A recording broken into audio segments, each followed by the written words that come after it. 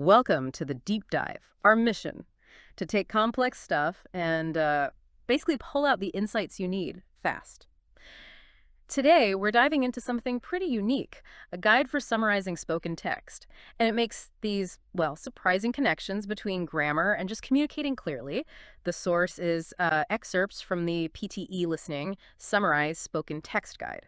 Now, don't think exam prep. Think of it more like a shortcut, a way to master distilling information.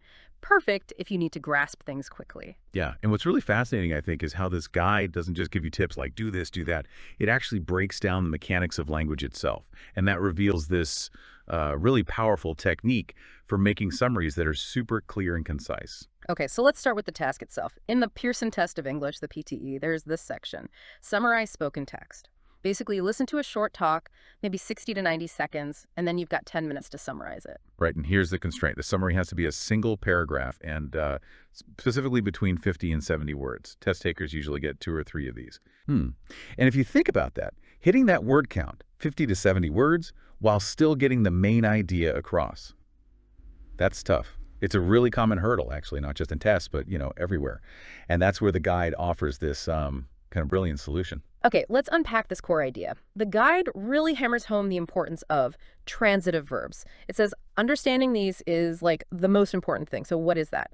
A transitive verb, it needs something after it, a direct object to make sense. It needs to complete the meaning. Like if I just say I jog, okay, that's a complete thought. Jog is intransitive, fine.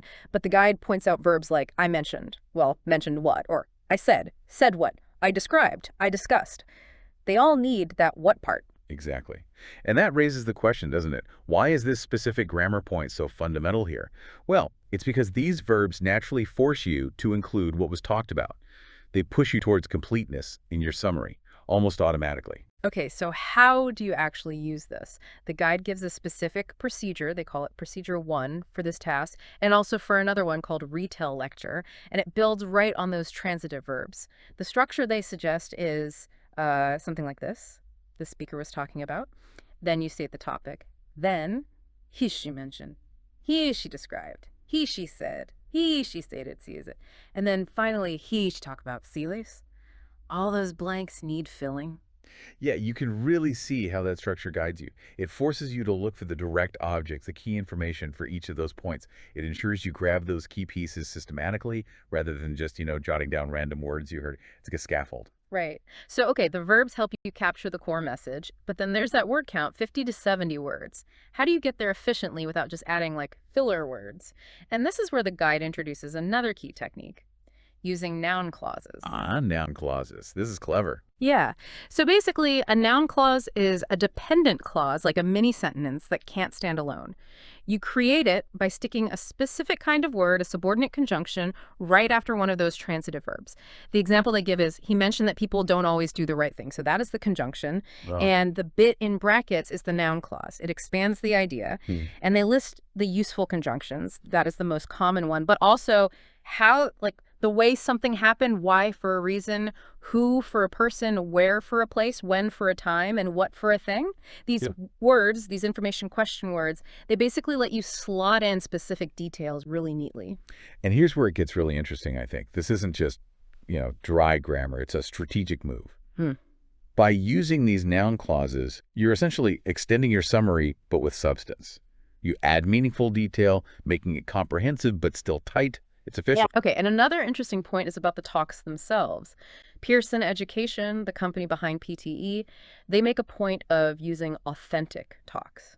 So these are like live recordings of real people giving actual speeches in public. Right, and their rationale, what they argue, is that because these talks are public, they sort of level the playing field for everyone taking the test. It helps make the test reliable, valid, because you're dealing with real-world speech, not some perfectly polished studio recording. Yeah. It has hesitations, different speeds, accents. Exactly, which is why the guide suggests using things like TED Talks for practice, because they have those same qualities. The speaker's voice changes, the speed varies, maybe the microphone isn't perfect, it mimics reality.